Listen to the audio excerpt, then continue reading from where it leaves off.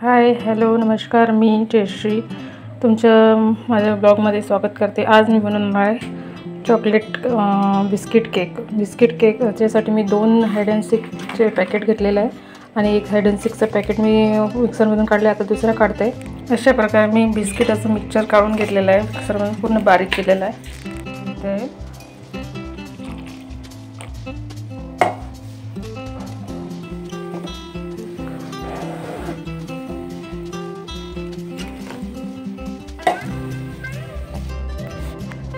थोडं दूध टाकून एकजीव करून घ्यायचं मिक्सचर।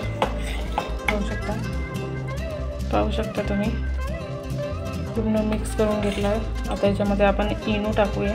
इनो टाकून घेतला आहे।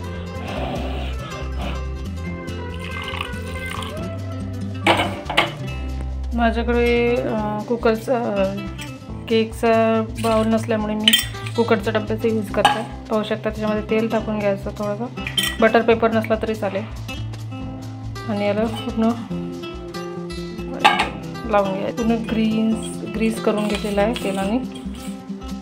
अशा प्रकारे मी मैदा लावून थोडा त्याला ग्रीस करून घेतलेला आहे।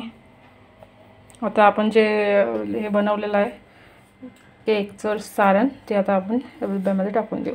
प्रकारे मी हे करून घेतलं आहे। याच्यामध्ये थोडंसं आपण चेरी टाकूया, छान लागणार।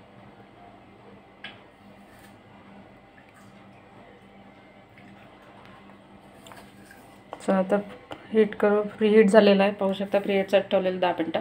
आता आपण आपला केक ठेवून देऊया। चला पाहू शकता आपण ठेवलेला आहे प्रीहीटसाठी 40 मिनिटं ठेवायचं आहे लो फ्लेमवर। चला तर आपण पाहूया नंतर आपली कसं बनते। ठेवलेलं आहे 40 मिनिटांना आपण त्यांना पाहू। ओके चला तर मग भेटूया थोड्या वेळात। चला तर पाहूया आपण आपला केक काय बनतोय। आणखी तो व्हायचा आहे, होत आहे थोडा आणखी 10 मिनिटं लागणार व्हायला।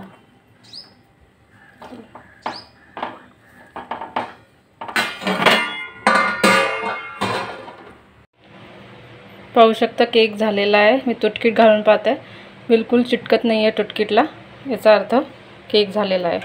चला तर आता आपण रूम टेम्परेचरमध्ये थंड करायला ठेवून देऊया।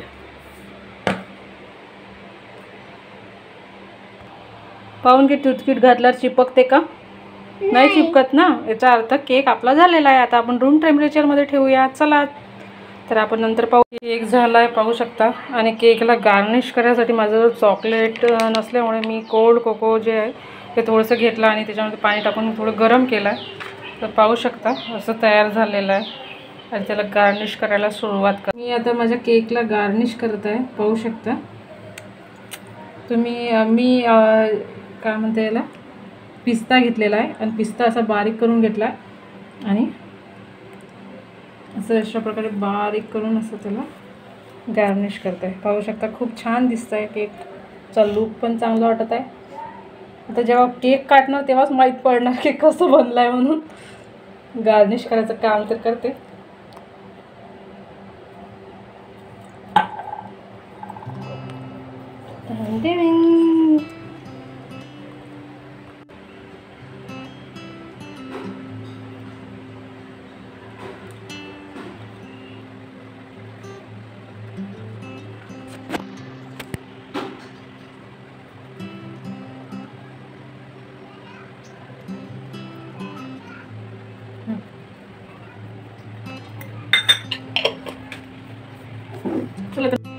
पाहू शकता आज अशा प्रकारे मी माझ्या केक बनवला आहे माझ्यासाठी बर्थडेचा।